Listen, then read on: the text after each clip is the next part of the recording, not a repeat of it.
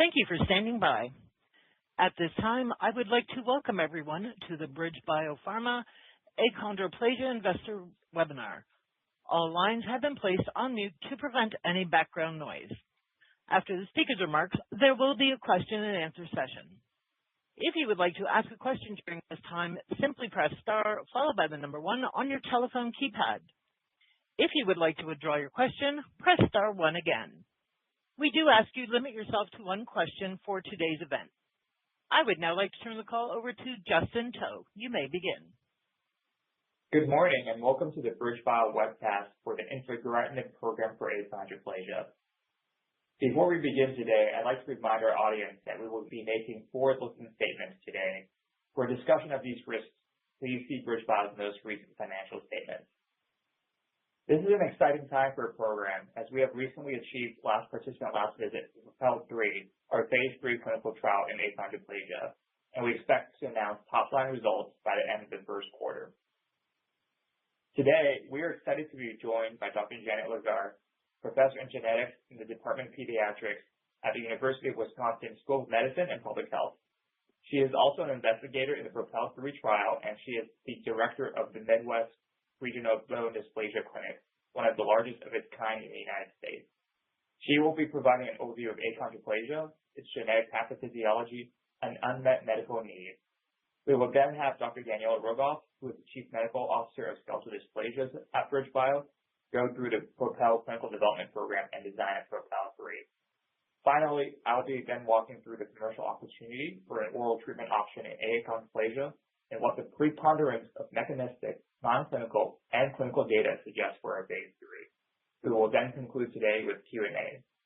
With that, I'd like to hand it off to Dr. Laguerre. Thank you for that kind introduction. Again, my name is Dr. Janet Laguerre, and I run the Midwest Regional Bone Dysplasia Clinic. Our clinic is 45 years old, and it was started in 1981, and we see patients throughout the lifespan, which gives us a unique perspective in seeing how growth in childhood can affect the long-term outcomes and function of people with achondroplasia. Achondroplasia is the most common form of disproportionate short stature, or dwarfism. In fact, more than 90% of patients we see with skeletal dysplasia have achondroplasia. It is a rare diagnosis of approximately 1 in 25,000, but that means that about 15,000 people are affected in North America. Achondroplasia is much more than just short stature. There are many health consequences of having decreased bone growth, and this is because how those bones grow affects the underlying structures. If a patient has achondroplasia, they have a 50% chance of having a child with achondroplasia. But by far, the majority of people with achondroplasia are born to average stature parents. What that means is that they are the first person in their family to have achondroplasia. Diagnosis of people with achondroplasia usually occurs in the first 1 to 2 days of life. It can occur prenatally, and about 33% of the time it does occur prenatally, but we only see it on ultrasound after approximately 26 weeks of gestational age. We can diagnose it prenatally via genetic testing, in which we find an FGFR3 pathogenic variant. We can diagnose achondroplasia earlier in pregnancy if one of the parents has achondroplasia, and we are doing surveillance for the diagnosis. To understand achondroplasia, we need to understand types of bone growth. And then we're going to go down to the growth plate level, and then ultimately the cellular level. So we have 2 types of bone growth in our body. By far, the majority of bones grow through cartilage growth plates. These are called endochondral bones. We also have bones that don't grow through cartilage growth plates, and these are called intramembranous bones. And this is the top of the skull, the collarbones, and the lower jaw. So what you will see in this picture is that all of those dark blue bones are bones that grow through cartilage. The orange areas are the growth plates. So that is the area where achondroplasia is really doing its work. So any intervention that we hope to have is going to also work at those same areas. You'll see that almost all bones in the body grow through cartilage growth plates. So let's go down to the growth plate level. Again, bones grow through cartilage growth plates. So on the left, you will see a typical growth plate in an average stature individual. And this resting zone is where you have cartilage cells kind of hanging out until they are stimulated to grow. Then they start dividing or proliferating, and you'll see that they are lining up in columns as they enter the hypertrophic zone. This is where those cells are getting bigger and differentiating and secreting compounds that are going to ultimately help the bone cells come in and form bone. Let's look at the achondroplasia growth plate. You'll see that there are less cartilage cells hanging out in that resting zone, and they're more disorganized in the proliferation zone and the hypertrophic zone. There are less cells, and they're not lining up into columns. They're also not getting as big, and ultimately, this results in less bone being laid down. Now let's go one level deeper and go to the cellular level. So we have fibroblast growth factor receptor 3, which is a receptor that sits across the surface of cartilage cells, or chondrocytes. And when fibroblast growth factor is bound to it, there is an activation of 3 important cellular pathways that ultimately decrease bone growth. These decrease the cartilage cell proliferation. Another pathway decreases the differentiation and hypertrophy. And one more pathway increases cell death. So ultimately, activation of FGFR3 decreases bone growth through the activation of these intracellular pathways. So by blocking the activation of FGFR3, we can directly target the overactive FGFR3. And this is done through inhibiting the tyrosine kinases. So again, this is active inhibition of the FGFR3, and it doesn't just affect one pathway in the cell, it affects all 3 pathways, ultimately decreasing the effects of that FGFR3 gain of function variant. So how does this affect the clinical picture? So let's look at the clinical picture of somebody with achondroplasia a little bit more closely. What you'll see on the left is a typical girl with achondroplasia. She has a larger head, a flatter face, a little bit of frontal bossing, a narrower chest, short arms and short legs with some lower leg bowing, and a fairly normal length trunk. She has short fingers with what we call a trident configuration and a flatter midface. We see these clinical features because of how the bones are affected, and we see the medical sequelae because of how the decreased bone growth affects underlying structures. So people with achondroplasia are born shorter than average stature individuals, and this is a typical growth chart from ages 4 years old up to age 20. And what you'll see on this blue line is the mean general population height per year of age. What you'll see on the lower curve is the typical growth curve for achondroplasia. Children are born shorter than their average stature peers, but they grow further and further away from the curve as they grow through childhood because they grow less per year than children who are average stature. So we want to use the correct growth chart. We want to use an achondroplasia growth chart. Z-scores are standard deviation from the mean.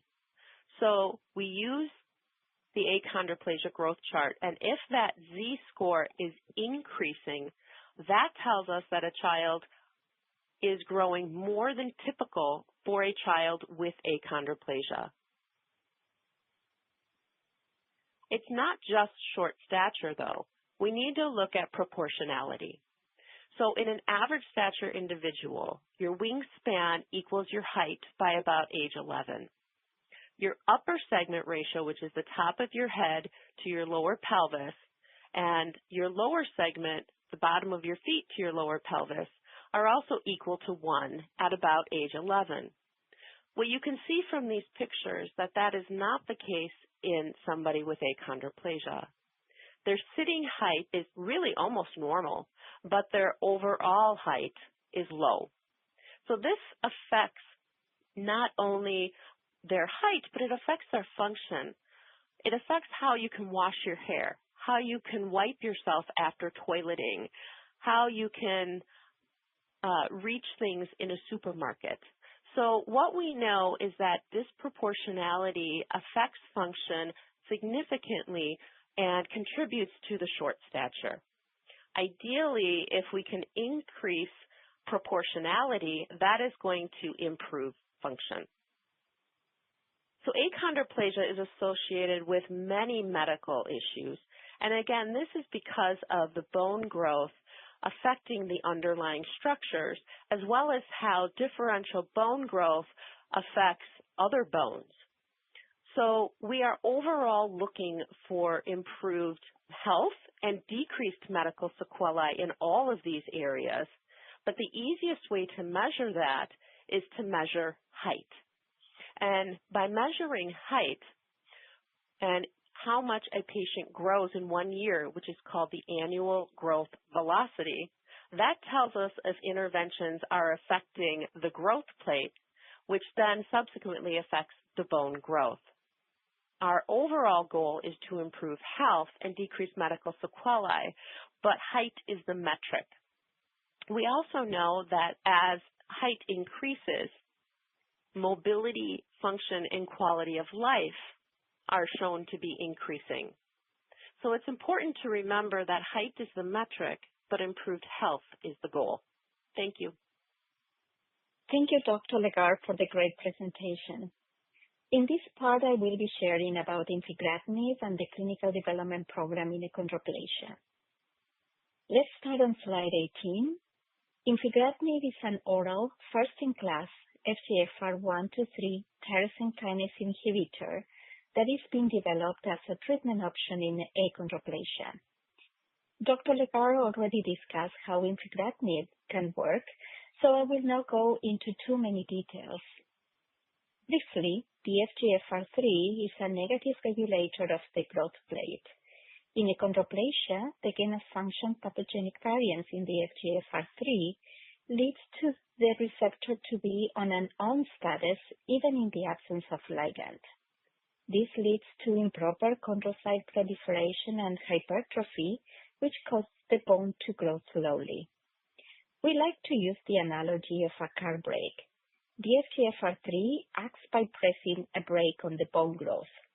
In achondroplasia, this brake is stuck, and it does not allow the bones to grow in a typical way. Infigratinib inhibits the kinase activity of the FGFR3, and with that decreases all the downstream signaling pathway, as different from CNP, which only targets one of the signaling pathways. This means that infigratinib targets the condition at its precise source. So going back to the analogy of the car brake, infigratinib releases that brake, allowing the chondrocytes to resume activities, restoring a more typical bone growth. One important point is that even when infigratinib is an FGFR1/2/3 tyrosine kinase inhibitor, at the doses we are using in achondroplasia, it is expected that only the receptor that is only overactivated gets modulated by infigratinib, without getting to inhibit FGFR1 or 2.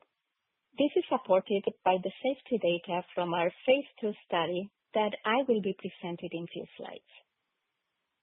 On slide 19, we can see a picture of infigratinib. Infigratinib is being studied as a sprinkle capsule to be administered orally. Capsules, which are 1.1 centimeter in length, can be swallowed whole, or the content, meaning the granules, sprinkled on soft food, or taken directly.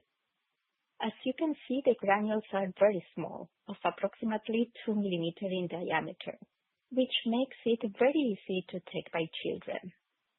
The strength of each capsule depends on how many granules are inside, and each child's dose is based on their weight. Moving on to slide 20, on this slide we have the summary of the development program of infigratinib in achondroplasia, which comprises of 5 studies evaluating the safety and efficacy in approximately 300 children ages 0 to 18. The first study is the observational study PROPEL that has the objective to collect baseline data on children that would participate in a clinical trial with infigratinib. In this study, data not only on growth are being collected, but medical complications, quality of life are also evaluated, among others. The second study was the phase 2, PROPEL 2, which was designed as dose-finding and as proof of concept to provide preliminary evidence of safety and efficacy. This study enrolled children 3 to 11 years of age. In the dose escalation portion, 5 ascending doses were evaluated. Cohort 5 dose level of 0.25 mg per kilo per day was selected to be explored in the phase 3, as it was the dose that resulted in the most effect while being safe. I will review the results of this study later in the presentation. Once we had the dose identified, the phase 3 study started.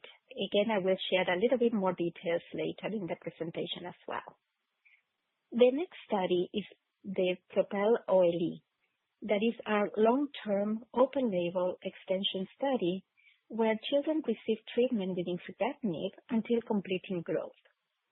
Older children that participated in PROPEL 2 and PROPEL 3 and a group of treatment-naive children directly from PROPEL are offered the opportunity to participate in this study, which will provide information about the effect of infigratinib beyond 1 year, and most importantly, the effect of infigratinib beyond growth.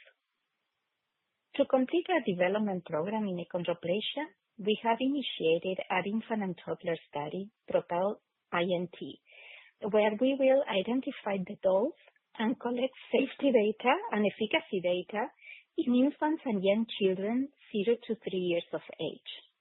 We are very excited that this study is already underway. As I mentioned before, our phase 2 provided the preliminary evidence of efficacy and safety.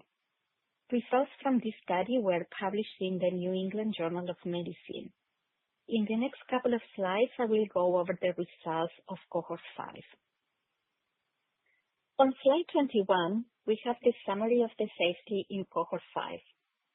Infigratinib was well tolerated with no safety concerns identified. There were no adverse events that led to treatment discontinuations. Most of the adverse events were mild in severity and assessed as not related to study drug. No hyperphosphatemia was observed, and not corneal or retinal adverse events were reported. Moving on to efficacy now, on slide 22, we have represented the change from baseline in the annualized height velocity at month 6, 12, and month 18. We can see that treatment with infigratinib in cohort 5 resulted in a robust increase in the annualized height velocity, which is sustained throughout the study. The change from baseline at month 12 and month 18 was 2.5 centimeters per year, which is highly statistically significant with a p-value of 0.0015 at month 18. At all time points, this response was greater than any other treatment approved or in development for this indication. Moving on to slide 23, this slide is showing the height Z-score and the change from baseline during the 18 months of treatment. As Dr. Legare explained, Z-score is a way to standardize a measure, which in this case is height. A Z-score of 0 indicates that the height is exactly at the mean of the population. A positive Z-score indicates that the height is above the mean, and a negative Z-score indicates that the height is below the mean of the population. The mean plus minus 2 standard deviation is where the majority of the population is. Height Z-score is a widely used way to display and interpret growth measurements. Here we can see the height Z-score and the change from baseline in cohort 5.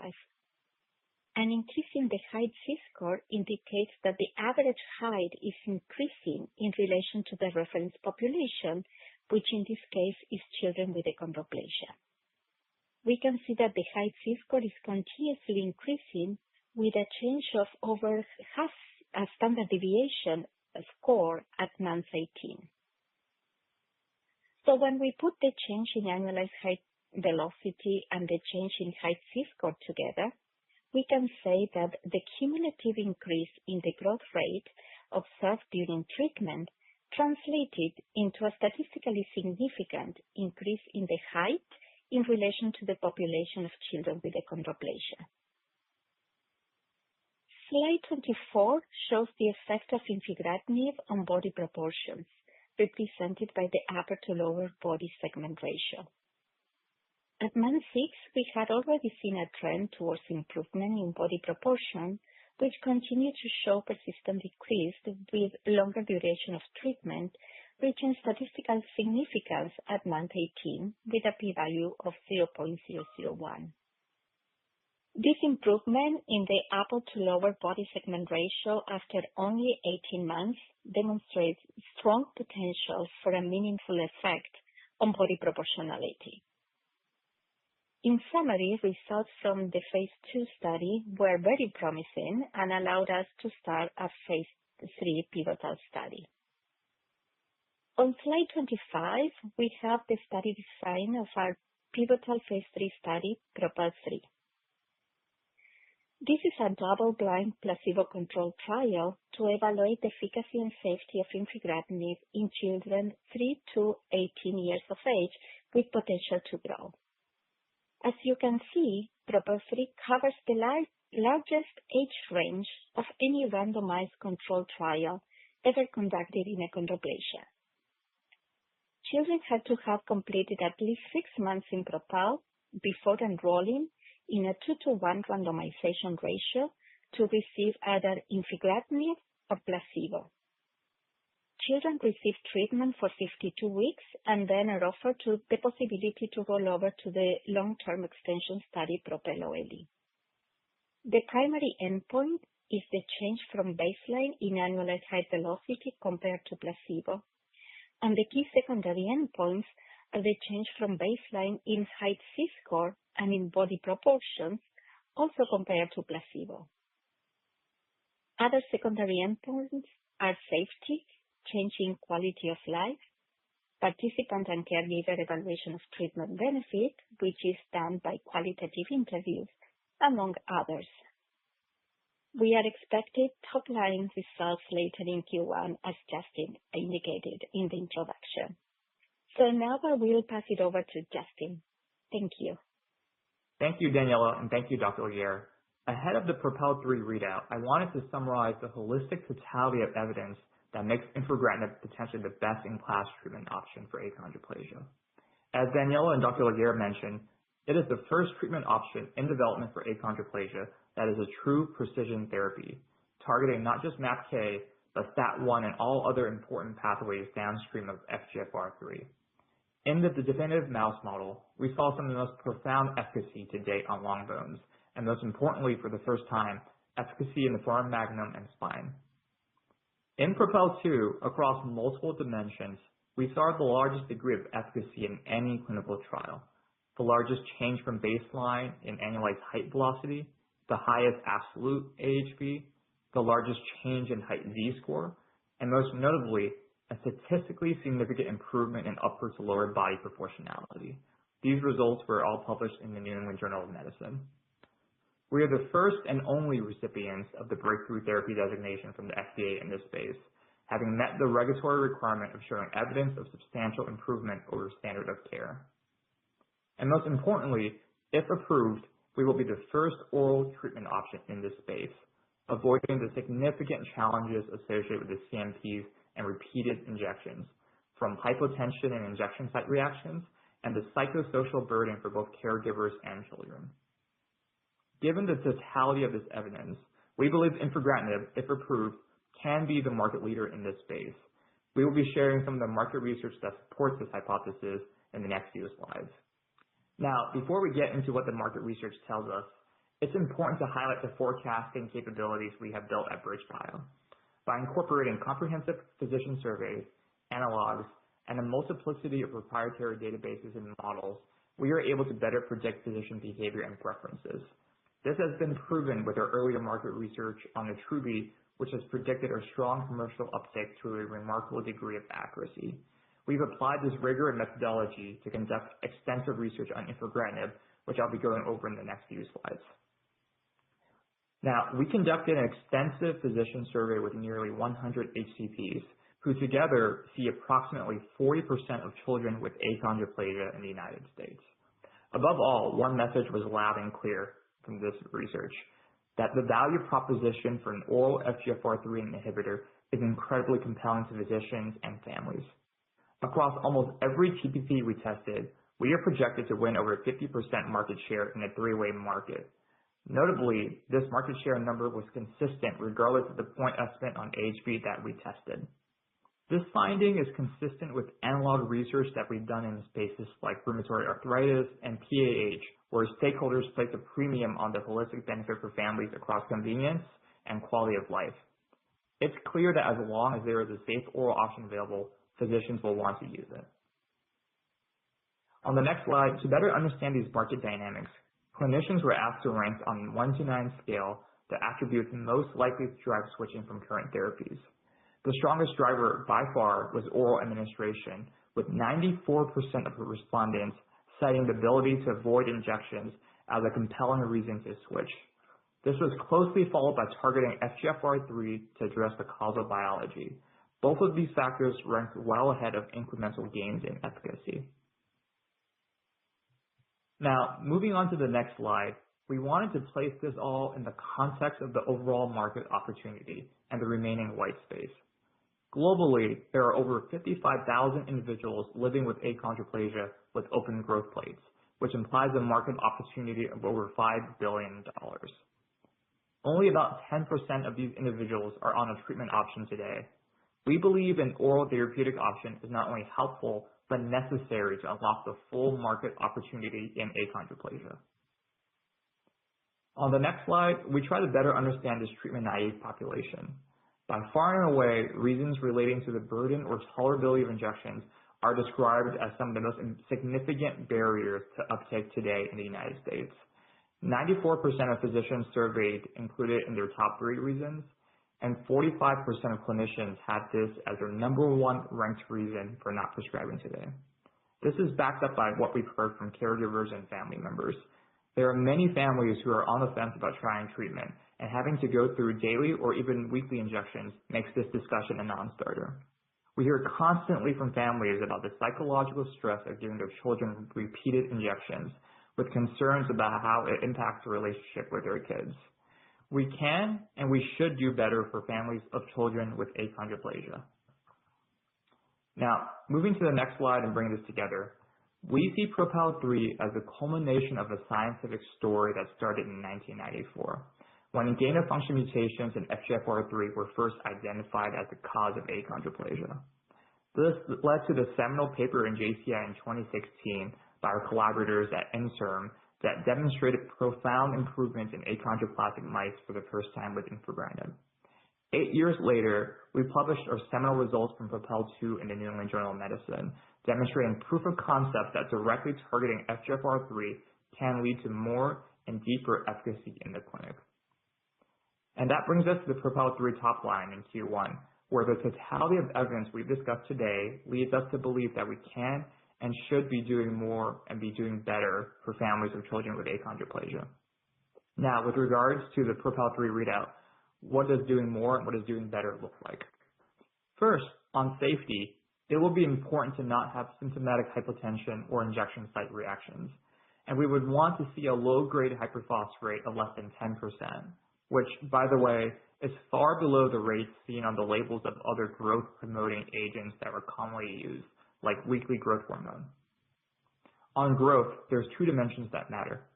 The first is that we want to be able to see a change from baseline and annualized height velocity of more than 1.5 centimeters per year against placebo. Second, and just as importantly, we want to be seeing an improvement of more than 0.3 standard deviations on height Z-score on the treatment arm, which is the upper limit of what was seen by the CMPs. As mentioned by Dr. Laguerre, change in height Z-score helps contextualize a child's height against the achondroplasia age and gender match population. On proportionality, we want to see a decrease of 0.05 or more from baseline on treatment arm, which would be the largest effect seen at 52 weeks in any trial. A home run scenario would be if we see statistical significance, which would be unprecedented in a 52-week trial. Either of these outcomes could potentially lead to a significantly differentiated label. We are doing all of this in the backdrop of running the most ambitious pivotal trial in achondroplasia, spanning ages 3 to 18. While we know that this may impact our primary endpoint, given that in other trials, the youngest and the oldest kids showed the least treatment effect, we think it is important to aim for the broadest possible label at launch. Finally, in terms of doing more for families, I would be remiss without mentioning our commitment and our interest in looking at measures beyond height in our longer-term open-label extension trial, particularly impact on skeletal changes, quality of life, and continued impact on proportionality. To conclude, we are excited for infigratinib to not only just be a potential first-in-class oral, but the potential best-in-class treatment option for children and individuals living with achondroplasia, and we expect top-line results for PROPEL 3 by the end of Q1. We are building the capabilities required to support a global launch and are actively interrogating opportunities to deliver on the full potential of the molecule, first starting with hypochondroplasia and potentially other FGFR3 implicated conditions like Turner syndrome and SHOX deficiency. With this, I'll turn it over to the moderator to begin the Q&A portion of today's call. At this time, I would like to remind everyone, in order to ask a question, press star, then the number 1 on your telephone keypad. We do ask you limit yourself to one question. And your first question comes from the line of Salim Syed with Mizuho. Please go ahead. Great. Thanks so much for the presentation today, guys. Just one for maybe the physicians on the line around hyperphos. Can you just maybe clarify, I know, Justin, you referenced this less than 10% number here, but for the physician on the line, just maybe could you put that into context for us? Just how do you think about hyperphosphatemia as a safety consideration in the space for FGFR inhibitors for this disease? And just related to that, Justin, can you just remind us if the BridgeBio team has access to blinded safety data for this PROPEL 3 study? Thank you. Hey, thanks so much for the question, Salim, and thanks for everyone for joining the call today. So I'll take this first, and I'll kind of bring it over to Dr. Laguerre to give her a clinical perspective. So, again, as we mentioned earlier, we've done a lot of research with clinicians, and low-grade hyperphosphatemia isn't really something that concerns them, especially if it's less than 10%. It's quite common with other growth-promoting agents, and again, to contextualize this, the hyperphos rate on the various, daily and weekly growth hormones are like 20 to 40%, and they don't require any special monitoring. And now I'd like to pass it over to Dr. Laguerre to give her a clinical perspective. Thank you for the question. This is a really good question. And I thought about it a lot when I joined the trial, to be quite honest. And I also spoke with my nephrology colleagues to make sure that this wasn't getting brushed over. Let's talk about hyperphosphatemia first. Levels are higher in younger children, and they stay high as they grow. In over 2 decades, they eventually decrease to levels that are seen in adulthood.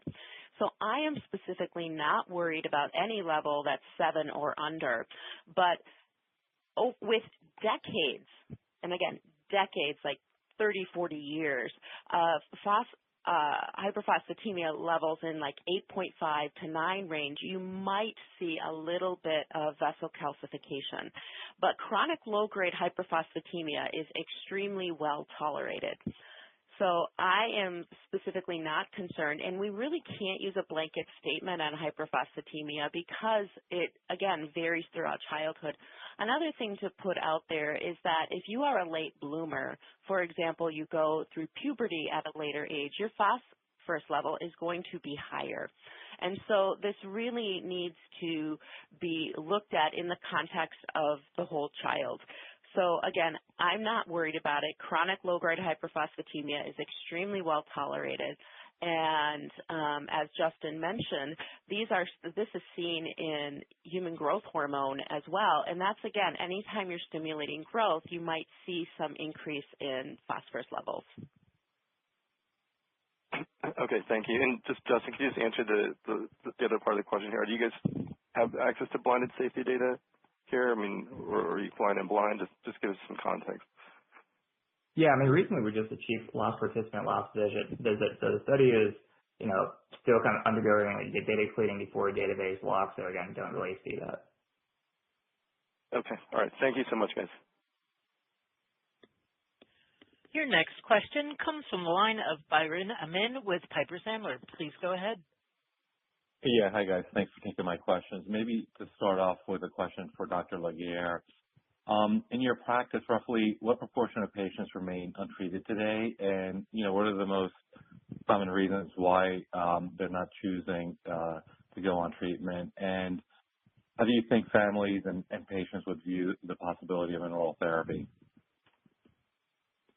Hey, Byron, thanks for the question. And I'll hand it over to Dr. Laguerre for this one. I think she's going to be the best one to talk about it.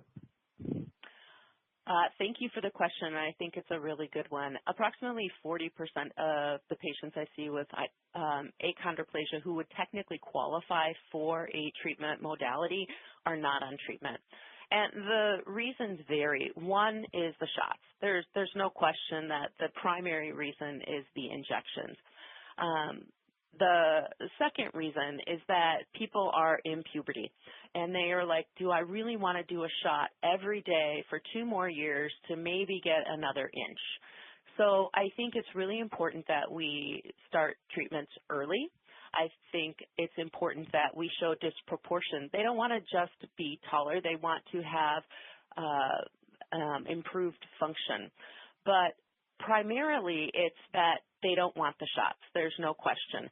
And I think as we're showing more data, and specifically if we can show proportionality, if we can show improved height, then that's going to be a game changer.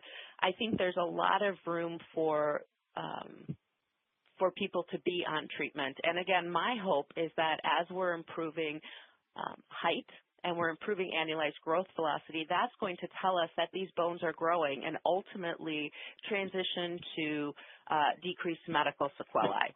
And I'll be honest, I have quite a few people on injections, and they are all asking, when is the oral going to be available?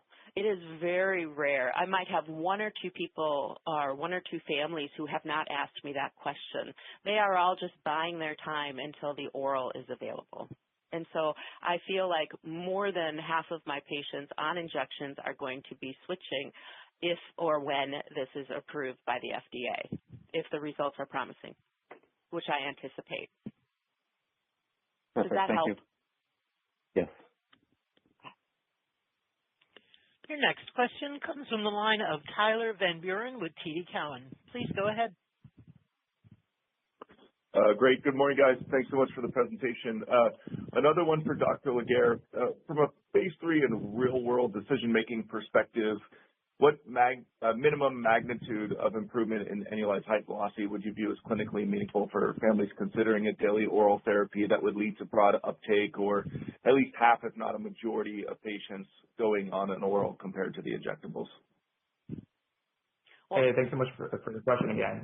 I'll take this first, and I'll hand it over to Dr. Laguerre to chime in. It's interesting, again, from our research and discussions with physicians and, more importantly, caregivers, many already view this as like a best-in-class therapeutic option, given the totality of evidence from the mechanism and us having like a route of administration that fits into life with children, right? Would you rather have over 4,000 injections, over 600 injections, or zero, right? And so on efficacy, given what we see on the phase 2, we also expect to outperform on efficacy across, multiple dimensions. And I'll hand it over to Dr. Laguerre to talk about what's kind of the bar she would expect, or want to see for families to think about switching. So this is another great question. For patients to want to switch, we only need to see the same efficacy as with the daily injection. So we need to see an extra 1.57 centimeters per year that they are on the treatment. So really a home run would be seeing more than that. But I think that at least 50% of my patients that are on treatment would be changing if it was at least if it was even just as efficacious as the current injections. Now, again, I believe, having seen some of the phase 2 data that came out and just looking at the class, that this is inhibiting all 3 cellular pathways instead of just that MAPK pathway. I believe that this is going to be more effective, but again, it only has to be the same for it to be meaningful and for it to have a significant market share, I believe.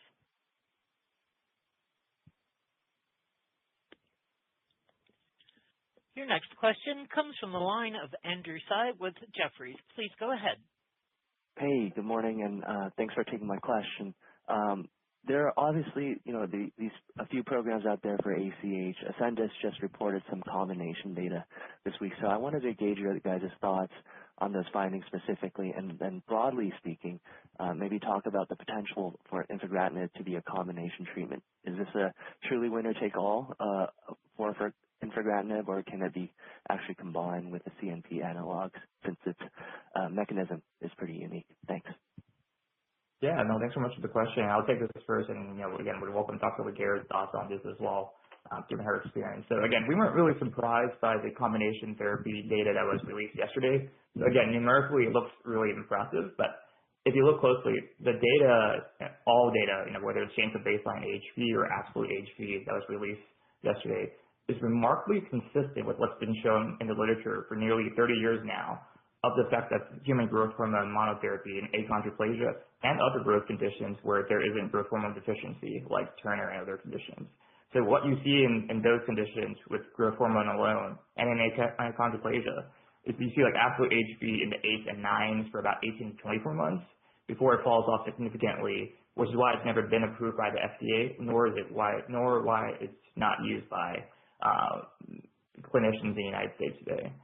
So it's very unclear, if anything, what CNP is doing on top of that, which is probably why they didn't really show a human growth hormone alone control arm. The analogy I like to use is if you're going like a fast car going 100 miles per hour and you throw a ball out the window, the ball is technically going 100 miles per hour as well, right? But it's the car that's doing all the work. Dr. Laguerre would welcome your thoughts on kind of combo with human growth hormone as well. So I'm going to answer 2 parts of that question because I think there were 2 questions. One was, what do I think of the human growth hormone and TransCon CNP combination data? But then if I'm correct, your second question was, would we ever use a tyrosine kinase inhibitor like infigratinib combined with a CNP analog? Is that correct? Yes, thank you. Yes. Okay. So let me answer the first question, which is the human growth hormone and TransCon CNP. This came out of the COACH trial through Ascendis. And this is using the weekly human growth hormone combined with the weekly CNP, which is navapagrotide. I think this was, it's obviously very impressive data. What we know, like Justin was saying, is from all of the previous studies, you get a really good response with growth hormone, really in anybody. For the first 6 to 9 months you are on there, but then it peters out.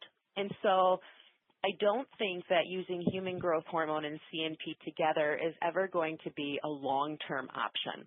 I do think that it may be one of those options where if a child isn't responding really well, maybe you use a boost of that for 6 months, but it is never going to be a long-term option where they are on this for their life. So that's kind of for that first question. We know from a hormone standpoint that achondroplasia arises because of a difference in the growth plate. It does not arise because there is less growth hormone.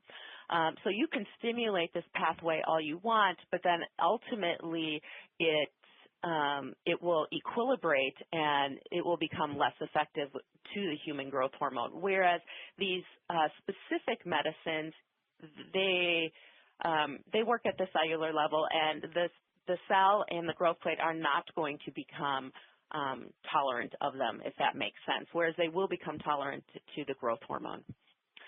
In answer to the second question, which is, do I ever see a role for combination therapy of using the FGFR3 inhibitors with the CNP analogs? Gosh, in an ideal world, I would love to see that maybe in the infant population so we can decrease foramen magnum stenosis. You know, which one works better? Or if we use both together, can we really prevent these infants needing cervical medullary decompression? You know, so I could see a time when maybe there's a combination, but the question is really going to be, in the American market, will an insurance company pay for both? And I would love to see it, especially in those first few years of life when we could really make a big impact. But as a physician, I am going to choose whichever medicine is going to block the most pathway in an infant, because I want the biggest efficacy, and I want to work. I really want to get the most bang for my buck. And at this point, I think you're looking at the FGFR3 inhibitors a little bit more than the CNP analogs for blocking more of those cellular pathways. Does that help? Helps a lot. Thank you. Your next question comes from the line of Mani Foroohar with Leerink Partners. Please go ahead. Thanks for taking the question and for taking the opportunity to give us a little bit of table setting ahead of this data here and some perspective. I've got a couple follow-up questions on colleagues that I've asked previously, but we'll start with the age range of the phase 3 study. Can you give us a sense of what kind of the advantages and the strategy is behind studying a broader age range, and how we should think about efficacy in terms of AH3 for each age group, the younger patients below 11, the very youngest, the oldest above 11, et cetera? Yeah, no, thanks so much for the question, Manny, and happy to take that. So again, just as a reminder, this is the broadest age range that's been studied in a phase 3 trial, again, looking at 3 years to 18 years old. And the reason is we wanted to look for the broadest possible label. Obviously there's a trade-off here where, there is usually less of a treatment effect that's been seen in the previous trials in the space in a 3 to 5 year old population and those above the 11 years old. I think it was like 0.77 centimeters per year in the BioMarin phase 3 when you look at the 11 up population. And when you look at the various populations, like less than 5, it's like about plus 0.1. Again, given what we saw in our phase 2 data, we thought it was really important to be ambitious here, right? Because it's really important to, based on all our market research, what everything is indicating that as long as there's a approved option in a given age range, physicians are going to be really interested in using it. So that really kind of drove our strategy of why we wanted to go so broad with the phase 3 to kind of get the broadest possible indication here, so we can kind of get access to as many as possible. Now, I think with regards to kind of the different age fees that we would expect in these populations, it's going to be tough to tell, right? Because obviously, there's only been a few trials run in this space. So again, I think overall, it's going to be, for us, a win here, honestly, is what Dr. Laguerre mentioned, that at least looking around parity would be really important here. Great. When you talk about being ambitious here, should we think about a need to reformulate for newborns to less than 3-year-olds? Is that same formulation, but it's a different study? And how should we think about the timeline? Yeah, no, great question here. So, we are running a separate study for infants and toddlers with achondroplasia, basically from birth to 3 years of age. And so, that's actively ongoing right now. And what's interesting is basically for almost all kids but the very youngest, they can actually take kind of the same formulation, which is like a mini tablets the mini tablet formulation that we have. It's really only for those that are the youngest, basically those who are less than 6 months. We're looking at a slightly different formulation, but there's past precedents of different oral formulations that are suitable for kids younger than 6 months of age. Did that help answer your question? That's helpful. And one sort of second question, which I've gotten a couple of inbounds about. You guys have talked quite transparently about your market research. There's been a lot of very transparent investor communication. One of the conversations I've had with investors around this, the market research you guys were testing a hyperphosphatemia at the less than 10% ratio being sort of, as being a sweet spot. Should we take that to be your expectation on this study in terms of proportion of patients showing hyperphosphatemia? Is that the wrong expectation? Like, what should we be looking for and expecting? Yeah, no, I think, again, the less than 10% number is something that we've extensively tested, have thought about, and again, just kind of really, given the totality of what we've seen in the phase 2, would be something that I think, would be kind of an appropriate bogey for us to be thinking about here. Again, I think that's also, as Dr. Laguerre mentioned earlier in the presentation, it's really far below the rates that have been seen on other growth-promoting agents as well. So I think, less than 10% would be a huge win.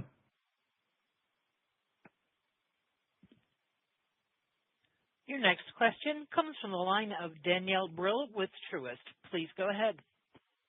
Hi, guys. Good morning. Thanks for this primer and thanks for the question. I guess one for Dr. Laguerre. Are there any advantages in your view of infigratinib's profile versus other emerging FGFR3 selective assets in the pipeline? And then based on the data that have been generated so far, what is your view of infigratinib's profile versus these other emerging approaches? And maybe quickly, just a quick reminder from Justin, can you remind us what the latest thinking on plans for ex-US commercialization are? Thank you. Yeah, I'll take both questions. So on the ex-US commercialization piece, I think we are, very interested in looking to commercialize outside the United States, given that this condition is really seen at a few concentrated centers of excellence in other countries. And so, we're actively looking to build our footprint in those geographies and think, between the profile of the drug, the data that we hope to see, and our relationships with these kind of key sites, that we can really be set up for success here with a kind of thoughtful build. Now, with regards to the other FGFR3 inhibitors in development, I think there is kind of fundamental issue with their key hypothesis, right? Which is, they think they can do better by sparing FGFR1 and 2, and therefore, which could lead to a higher therapeutic index. And I think there's two kind of fundamental flaws with that. The first is around the actual benefit of sparing FGFR1 and FGFR2. From the data to date with infigratinib and from what we expect to see in FGFR3, I think it's clear that we're far from the doses where we're really inhibiting FGFR1 and FGFR2 compared to FGFR3. And I think we have a significantly broader therapeutic index than what's being portrayed.